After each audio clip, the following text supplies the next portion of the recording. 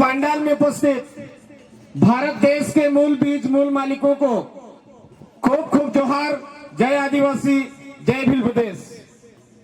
साथियों, अभी सभी वक्ताओं के द्वारा अलग अलग वर्तमान में हमारे आदिवासी समुदाय के साथ, हमारे इस क्षेत्र में आदिवासियों के साथ जी रहे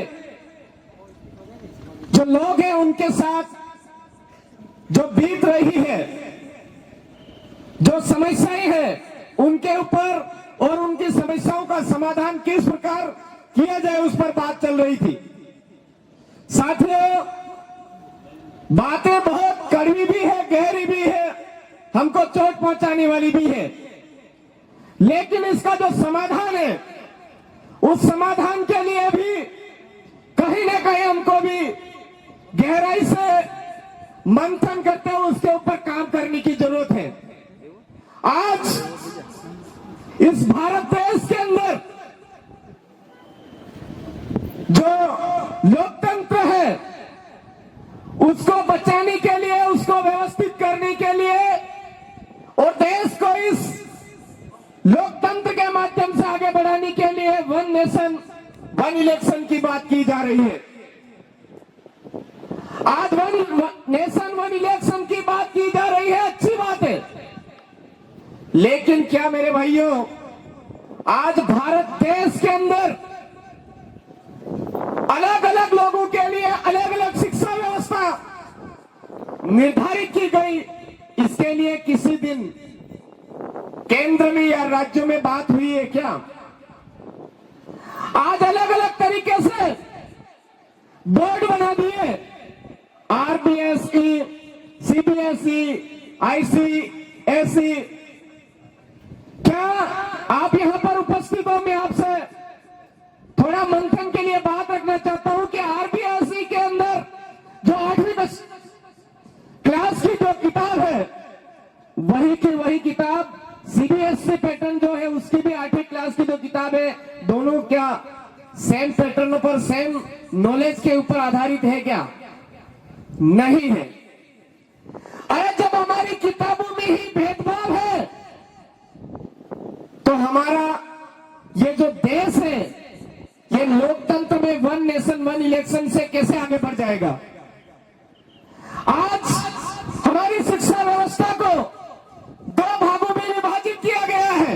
पूंजीपति वर्ग के लिए अलग शिक्षा व्यवस्था और गांव का जो निधन वर्ग का, गरीब वर्ग का व्यक्ति है उसके लिए अलग शिक्षा व्यवस्था। निजीकरण और सरकारी,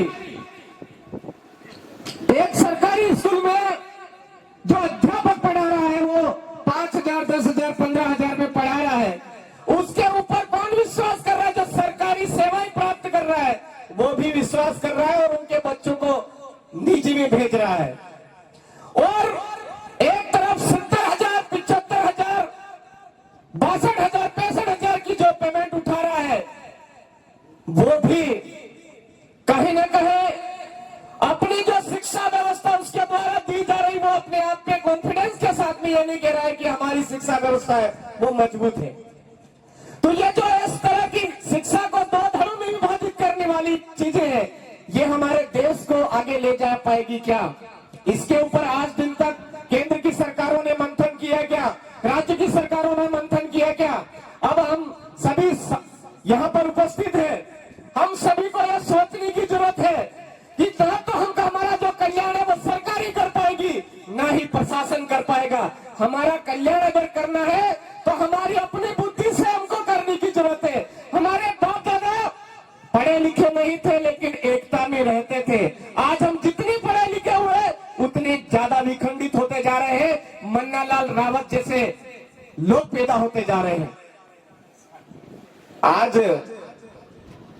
पता नहीं कौन सी स्कूल में पढ़ करके वो एक ही चीज नजर आ रही उनको, हमारे अपने समाज का, अपने कुंबे का, अपने घर का ही एक कहीं ना कहीं गलत बात करने में उनको मजा आता है।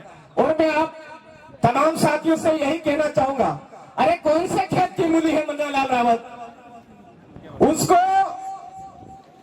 आदिवासी परिवार की जो विचारधारा है उस विचारधारा के विरोध के बदले में ही उस आदमी को टिकट मिला है। आप थोड़ा विचार करिए।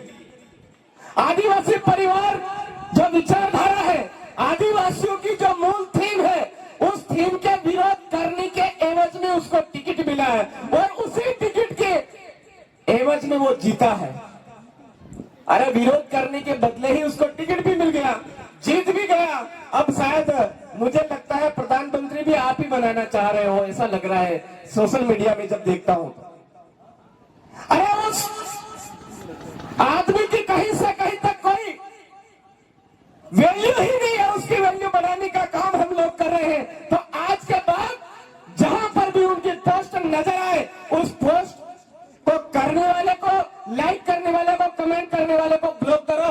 अपने आप ढेर होकर के अपने घर में, हमारे प्रतापगढ़ का जो गांव चिखलाड़ है उसी में छुप के मर जाएगा, वो तो अपने आप खत्म हो जाएगा। आप थोड़ा सा दिमाग से काम लेने की जरूरत है।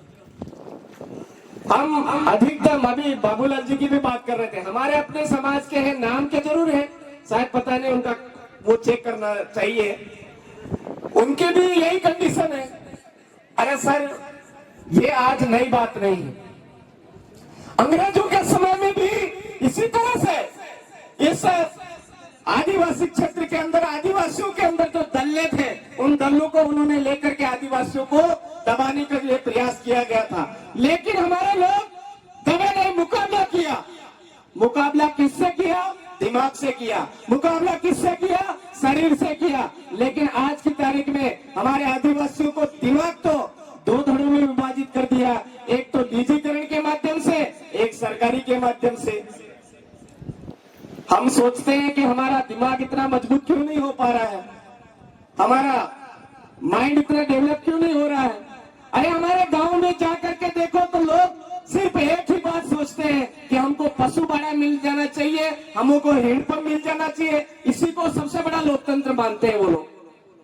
तो हम सबको हमारी इस क्षेत्र के अंदर जो शिक्षा व्यवस्था आज कहीं ना कहीं चरमरा गई है, उस शिक्षा व्यवस्था को मजबूती के लिए न लोकसभा न विधानसभा, सबसे ऊंची ग्राम सभा, हमारी अपनी ग्राम सभा के माध्यम से हमारी जो शिक्षा व्यवस्था है उसको मजबूत करने का प्रयास हमको खुद को करना पड़ेगा। ना कोई प्रशासन का आदमी आएगा, ना कोई शासन का आदमी आएगा, हमको किसी के भरोसे नहीं रहना होगा। आज न्याय व्यवस्था को लेकर के छोटी छोटी बात पर हम दौड़ करके थानों में चले जाते हैं और उनके न्याय पे विश्वास करने के लिए वहां आस लगा करके बैठ जाते हैं। हमारी अपनी न्याय व्यवस्था जो कम खर्चीली थी, बिना खर्चे की थी, उस न्याय व्यवस्था को पुनर्स्थापित करना होगा। आज अभी भाई साहब बता रहे थे ब्लड डोनेट करने के लिए, मैं आपसे पूछना चाहता हूं मेरे साथियों कि आज से 10 साल पहले आदिवासियों को कभी ब्लड की जरूरत पड़ती थी क्या? कभी ब्लड की जरूरत ही नहीं पड़ती थी। आज की तारीख में हो क्या रहा है, कोई जैन समाज का व्यक्ति है, उनमें ज्यादा ब्लड की जरूरत नहीं पड़ रही है। ब्राह्मण समाज का है, उसको ब्लड की जरूरत नहीं पड़ रही है। मुस्लिम समुदाय का है, उसको ब्लड की जरूरत नहीं है। किसी भी हॉस्पिटल में चले जाओ, आदिवासी इधर उधर भटकता हुआ मिलता है। किसके लिए? ब्लड के लिए, ब्लड के लिए, ब्लड के लिए। अब वो क्यों? वो इसलिए कि बच्चा पैदा होते ही उसको कुरकुरे का जो शौक है वो लगा दिया जाता है, उसको थोड़ा सा समझदार होते ही चिप्स का शौक लगा दिया जाता है। बच्चा कुरकुरे और चिप्स के शौक में खाना ही नहीं खा रहा है। जब खाना ही नहीं खा रहा है तो उसका शरीर कैसे मजबूत होगा? जैसे जैसे अगर वो बड़ा हो भी जाता है तो हमारा जो अन्न हम लोग खा रहे हैं, उस अन्न को रासायनिक दवाइयों के माध्यम से उसका जो पोषक तत्व है वो खत्म कर दिया जा रहा है। रासायनिक खादों की वजह से उसका जो पोषक तत्व है वो खत्म कर दिया जा रहा है। जैसे तैसे बिना पोषक तत्व का अन्न खा पी करके वो बड़ा भी हो जाता है। तो बहुत सारे हमारे क्षेत्र के अंदर अंग्रेजी शराब को पी पी करके हमारे शरीर का सर्वनाश कर रहे हैं मेरे साथियों। तो क्या हमारे लोग शरीर से मजबूत हो पाएंगे क्या? अरे सारा रासायनिक चीजें हम खा रहे हैं तो हमारा शरीर मजबूत कैसे होगा? जब शरीर ही मजबूत नहीं होगा तो जाहिर सी बात है ब्लड की जरूरत पड़ेगी ही पड़ेगी। अगर हम चाहते हैं, हमारे शरीर को मजबूत करना चाहते हैं, हमारे बुद्धि को मजबूत करना चाहते हैं, तो हमारे अपने खानदान जो खान पान है उसको सुव्यवस्थित करना होगा। पूर्वज की व्यवस्था के तहत जो हमारा अनाज था, उस अनाज को फिर से पैदा करना होगा, उस अनाज को फिर से आगे पका करके हमारे बच्चों को खिलाने की जरूरत हमको आज पड़ रही है। हम सबको इस ओर ध्यान देने की जरूरत है।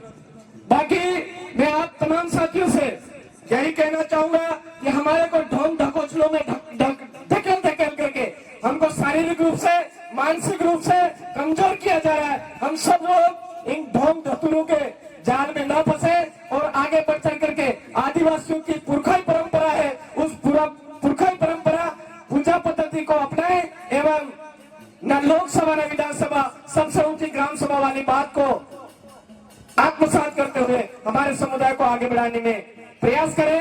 अभी काफी वक्ताओं की लंबी लिस्ट है।